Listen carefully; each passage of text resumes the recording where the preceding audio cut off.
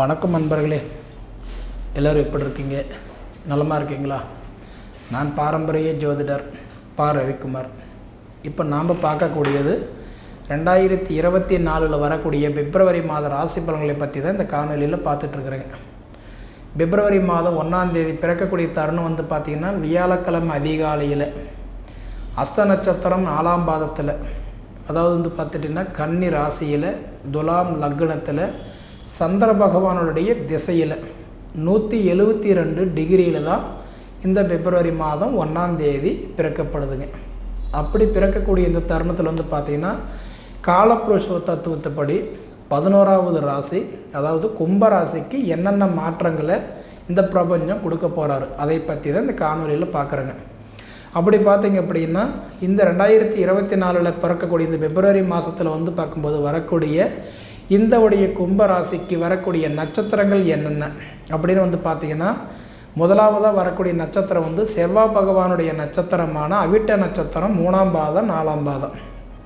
அதன் பிறகு வரக்கூடிய இன்றைக்கி ராகு பகவானுடைய நட்சத்திரமான பார்த்திங்கன்னா சதய நட்சத்திரம் 4 பாதங்கள். அதன் பிறகு வரக்கூடிய குரு பகவானுடைய நட்சத்திரமான பூரட்டாதி நட்சத்திரம் 3 பாதங்கள். அப்போ பார்த்திங்கன்னா உங்களுக்கு 3 நட்சத்திரங்கள் 9 பாதங்கள் அடங்கிய மிக ஒரு அருமையான ஒரு ராசி, மிக ஒரு அற்புதமான ராசி கும்பராசி.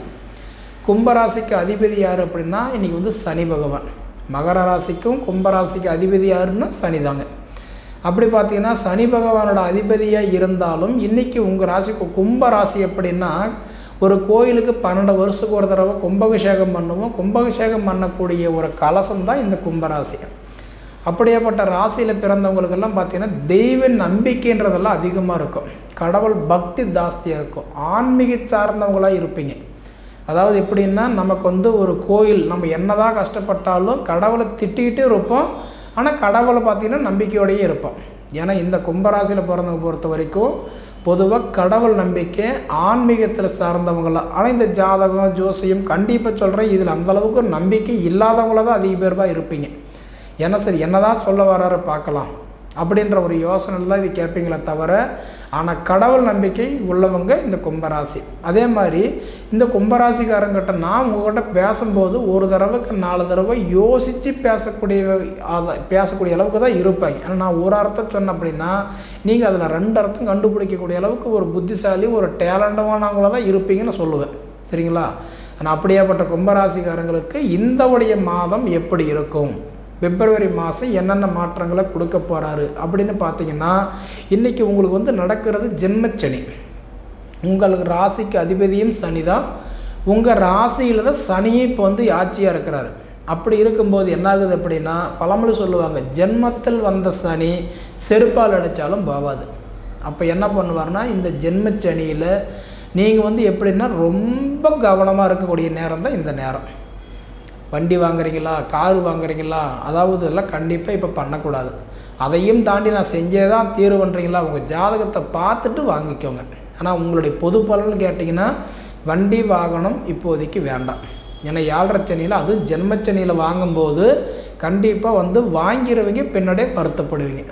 வாங்கி இருந்தவங்களும் அப்படி தான் வருத்தப்பட்டுக்கிட்டு தான் இருப்பீங்க. ஏன்டா வாங்கணும், கொஞ்சம் பொறுமையாக வாங்கியிருக்கலாமோ அப்படின்ற நிலமை தான் இந்த உடைய கும்பராசிக்கு.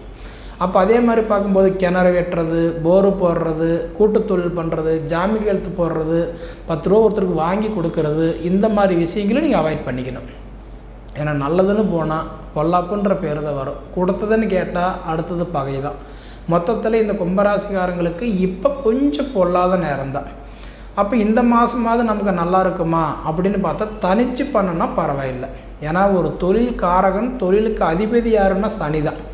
7.5 சனியில் பொறுத்த வரைக்கும் என்னென்னா நம்ம பெருசாக இன்வெஸ்ட்மெண்ட் பண்ணி ஒரு காரியத்தை செய்யக்கூடாது. சிம்பிளாக ஒரு காரியம் செய்கிற மாதிரி இருந்தால் கண்டிப்பாக செஞ்சுக்கலாம், தப்பு இல்லை.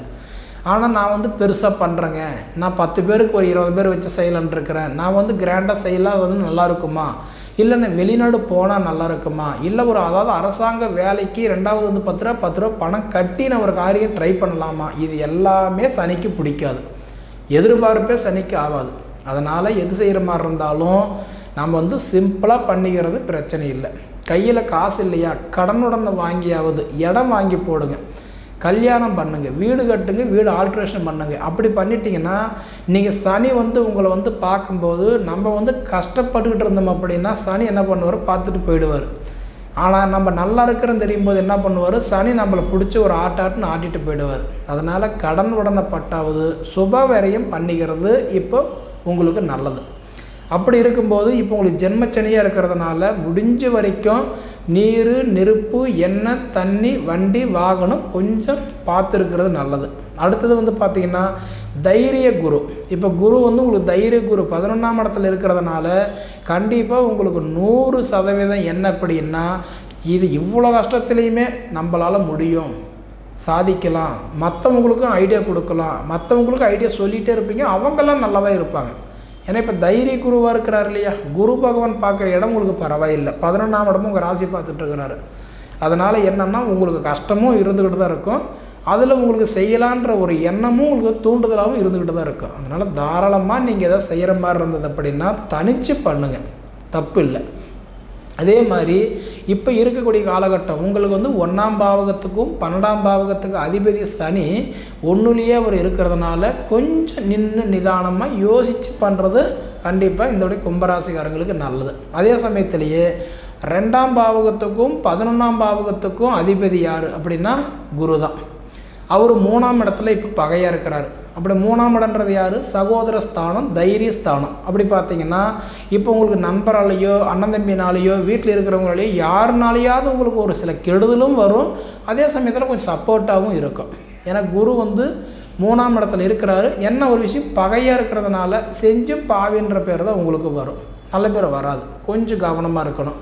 அதே மாதிரி வந்து பார்த்திங்கன்னா 3ஆம் பாவகத்துக்கும் 10ஆம் பாவகத்துக்கும் அதிபதி யாருன்னா செவ்வாய், அவர் 11ஆம் இடத்துல இருக்கிறாரு. அப்படி பார்த்தீங்கன்னா மற்றவங்களால் உங்களுக்கு உதவி இருக்குதா இல்லையோ, உங்களால் மற்றவங்களுக்கு கண்டிப்பாக உதவி கிடைக்கும். ஏன்னா நீங்கள் உதவி செஞ்சுட்டு உபதிரையும் பேர் தான் வாங்கிட்டு வரக்கூடிய நிலமை தான், கொஞ்சம் ஜாக்கிரதையாக இருங்க. அதே மாதிரி பார்த்துட்டிங்கன்னா 4ஆம் பாவகத்துக்கும் 9ஆம் பாவகத்துக்கும் அதிபதினு சொல்லக்கூடியவர் யாருன்னா சுக்கிரன். சுக்கிரன் வந்து இப்போ 11ஆம் இடத்துல இருக்கிறாரு, லாபஸ்தானத்தில் இருக்கிறாரு. அதாவது இந்த பிப்ரவரி மாதம் 13ஆம் தேதி வரைக்கும் பார்த்தீங்கன்னா சுக்கிரன் வந்து உங்களுக்கு ஏதோ ஒரு மாற்றத்தை கொடுத்துருவார். அதாவது பிப்ரவரி மாதம் 13ஆம் தேதிக்குள்ளாரையே உங்களுக்கு ஏதோ ஒரு நல்லது கொடுத்துருவார். அது வந்து ஒரு காசு பணமாக இருக்கலாம், அதாவது மனைவி சொத்து வரலாம், தாய் வழி சொத்து வரலாம், இல்லை நீங்கள் வாங்கின இடத்துல ஏதாவது வில்லைங்கிறதா தீரலாம். அதாவது மொத்தத்தில் உங்களுடைய எதிர்பார்ப்பு ஒன்று நடந்துடும். ஆனால் 13ஆம் தேதியிலிருந்து 31ஆம் தேதி வரைக்கும் பார்த்தீங்க அப்படின்னா 12ஆம் இடத்துக்கு போயிடுவார், மறைவு ஸ்தானத்துக்கு போயிடுவார். அப்போ பலனை கொடுக்க மாட்டார். இப்போ மனைவிக்கெல்லாம் பார்த்தீங்கன்னா வேலை ட்ரை பண்ணிகிட்ருக்காங்க, வேலையில் இருக்காங்க, சம்பளம் கிடைக்குமா, சம்பளம் உயர்வு கிடைக்குமா, ப்ரமோஷன் கிடைக்குமா, ட்ரான்ஸ்ஃபர் எதிர்பார்க்குறது கிடைக்குமானா கண்டிப்பாக கிடைக்கிறதுக்கு வாய்ப்பு இருக்குது. அது உங்கள் சுய ஜாதகம் நல்லா இருந்தால் அக்குறிட்ட கொடுத்தே தான் தீருவார். அப்போ சுய ஜாதகம் கெட்டு போயிருந்தால் ஏதோ ஒரு சூழ்நிலையில் தாமதமாகிறதுக்கு வாய்ப்பு இருக்குது. ஏன்னா ஒருத்தருடைய பலன் சொல்லும்போது நம்ம ராசி வச்சு தான் பலன் சொல்கிறோம். ஆனால் அதே ஒருத்தரோட சுய ஜாதகம் பார்க்கும்போது என்ன பண்ணுறோம், லக்னத்தை வச்சு தான் சொல்கிறோம் இல்லைங்களா. இப்போ 1 கோடி பேர் இருக்காங்க அப்படின்னா 1 கோடி பேருக்கு ஒரே மாதிரி நடக்காதுங்க. அவங்க ஜாதகத்துக்கு தகுந்த மாதிரி பலன்கள் வந்து மாறுபடும், சரிங்களா. ஏன்னா இப்போ ஒரு உதாரணம் சொல்லணும்னா இப்போ கும்ப ராசிக்கு தான் நான் பலன் சொல்கிறேன். ஆனால் லக்னன்றது எந்த லக்னம் வேணால் இருக்கலாம், கும்ப லக்னமாக இருக்கலாம், மேன லக்னமாக இருக்கலாம், மேஷ் லக்னமாக இருக்கலாம், இது மாதிரி 12 லக்னத்தில் எது வேணாலும் இருக்கலாம். அப்போ அந்த லக்னத்துக்கு தகுந்த மாதிரி பலன்கள் மாறும், சரிங்களா. அதே சமயத்தில் பார்த்தீங்க அப்படின்னா உங்களுக்கு வந்து 5ஆம் பாவகத்துக்கும் 8ஆம் பாவகத்துக்கும் அதிபதி யார் அப்படின்னா புதன். இப்போ 12ஆம் இடத்துல இருக்கிறாரு. இப்போ உங்களுக்கு உங்கள் ராசிக்கு வந்து புத்திரஸ்தானத்துக்கு அதிபதியே புதன் தானுங்க. அந்த புதன் பகவான் வந்து இப்போ உங்களுக்கு 12ஆம் இடத்துல இருக்கிறாரு. அதனால் உங்களுக்கு வந்து பார்த்திங்கன்னா இந்த டிசம்பர் மாதம் 13ஆம் தேதி வரைக்கும் புத்திர பாக்கியம் தடையாக தான் வச்சுருப்பார். அப்போ 13ஆம் தேதியிலிருந்து 31ஆம் தேதி வரைக்கும் பார்த்திங்கன்னா புதன் வந்து மகர ராசியிலிருந்து எங்கே போயிடுவார், கட்டன்றது வந்து பார்க்கும்போது கும்ப ராசிக்கு வந்துடுவார், 1ஆம் இடத்துக்கு வந்துடுவார். அப்படி வந்துட்டாருன்னா உங்களுக்கு 13ஆம் தேதியிலிருந்து அதாவது வந்து 31ஆம் தேதி வரைக்கும் ஜென்மத்தில் வரும்போது உங்கள் ராசியில் வந்து வரும்போது ஓரளவுக்கு உங்களுக்கு சப்போர்ட் பண்ணுவார். 100% உங்களுக்கு புத்திர பாக்கியத்தை கொடுக்கறதுக்கு வாய்ப்பு இருக்குதுங்க. ஏன்னா புத்திரஸ்தானத்துக்கு அதிபதியே உங்களுக்கு புதன் பகவான் தானுங்க. அப்போ உங்களுக்கு புத்திர பாக்கியத்தில் ஒரு மாற்றங்களை கொடுத்துருவார். எப்போ 13ஆம் தேதிக்கு மேலே. அப்போ 13ஆம் தேதிக்கு முன்னாடி கொடுத்தாலும் கெடுத்துருவாருன்ற மாதிரி தான். அதனால் உங்கள் ஜாதகத்தில் எப்படி இருக்குது, ஏன்னா பொதுவாக ஒவ்வொருத்தருடைய ஜாதகத்துலேயுமே 5ஆம் ஸ்தானம் நல்லா இருக்கணும். ஏன்னா 5ஆம் இடம்ன்றது புத்திரஸ்தானம், பூர்வ புண்ணியஸ்தானம். உங்கள் ராசிக்கு 5ஆம் இடம் புத்திரஸ்தானத்துக்கு அதிபதி புதன் பகவான் தான். அப்போ 13ஆம் தேதிக்கு மேலே 31ஆம் தேதிக்குள்ளார உங்களுக்கு புத்திர பாக்கியம் கொடுக்கறதுக்கு வாய்ப்பு இருக்குது. அதையும் மீறி கொடுக்கலிங்க அப்படின்னா உங்கள் ஜாதகத்தில் ஏதோ ஒரு பிரச்சனை இருக்கும். 5ஆம் இடத்துல ராகு கேது இருந்தால் புத்திர தோஷம் கடுமையாக இருக்கும். அதே மாதிரி குருவோ சனி இருந்தால் தாமதமாக இருக்கும். அப்போ எப்படி இருக்கிறாருன்னு பாருங்கள். அதே மாதிரி 5ஆம் இடம்ன்றது பூர்வீக புண்ணியஸ்தானம். பூர்வீகத்தில் யாரோ ஒரு செஞ்ச பாவமும் நமக்கு குழந்தை பாக்கியம் தாமதமாகும். அதனால் நான் சொல்கிறவங்க இல்லைங்களா, எங்கள் அப்பா அம்மா என்ன பாவம் பண்ணவங்களோ தெரியலையே, நான் கஷ்டப்பட்டுட்டு இருக்கிறேன்னு. அந்த மாதிரி பூர்வீக புண்ணியஸ்தானமும் நல்லா இருக்கணும். அதே சமயத்தில் பார்த்தீங்கன்னா 7ஆம் பாவகத்துக்கு அதிபதி யாருன்னா சூரியன். அதாவது உங்கள் ராசிக்கு திருமணக்காரகனுக்கு அதிபதி யாருன்னா சூரியன் தான். அவர் இப்போ 12ல் பகையாக இருக்கிறாரு. நீங்கள் என்ன தான் போய் பொண்ணு பார்த்தாலும் இந்த மாதத்தில் தாமதமாகும். மாப்பிள்ளை பார்த்தாலும் சரி, பொண்ணு பார்த்தாலும் சரி, பார்த்துட்டு வர நேரம் அவங்களுக்கு ஆகுமே தவிர தனக்கு தாமதமாகும். ஏன்னா உங்கள் திருமணஸ்தானத்துக்கு அதிபதி இப்போ 12ல் மறைஞ்சிருக்கிறார். 12ல் எக்கிரகம் மறையுதோ அக்கிரகம் அஸ்தனம்னு சொல்லுவாங்க, மறைவுன்னு சொல்லுவாங்க, நீச்சம்னு சொல்லுவாங்க, பலனை கொடுக்க மாட்டார். அப்போ என்ன அப்படின்னா இந்த மாதம் கட்டன்றது பார்க்கும்போது கும்பராசிக்காரங்களுக்கு என்ன தான் பொண்ணு பார்த்துக்கிட்டு இருந்தாலும் உங்கள் சுய ஜாதகம் நல்லா இருக்கிறவங்களுக்கு ஏதாவது ஒருத்தருக்கு தான் திருமணஸ்தானம் நல்லா இருக்குமா தவிர 90% பேருக்கு பார்த்தீங்கன்னா திருமணம் தடையாக தான் இருக்கும். ஏன்னா நீங்கள் பார்க்குற நேரம் அவங்களுக்கு தான் கல்யாணம் ஆகும், பார்த்துட்டு போகிற நேரம் உங்களுக்கு தாமதமாக தான் இருக்குது. அதனால் என்ன அப்படின்னா உங்களுக்கு இந்த மாதத்தில் திருமணம் தடையாக இருக்கும். உங்கள் சுய ஜாதகம் எப்படி இருக்கிறாரு ஒரு தடவை பார்த்துக்கிடுங்க.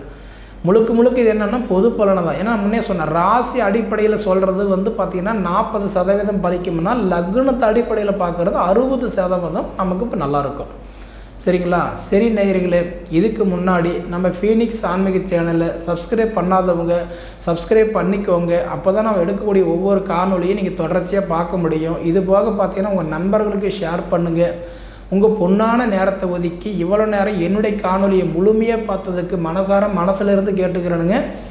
நன்றி.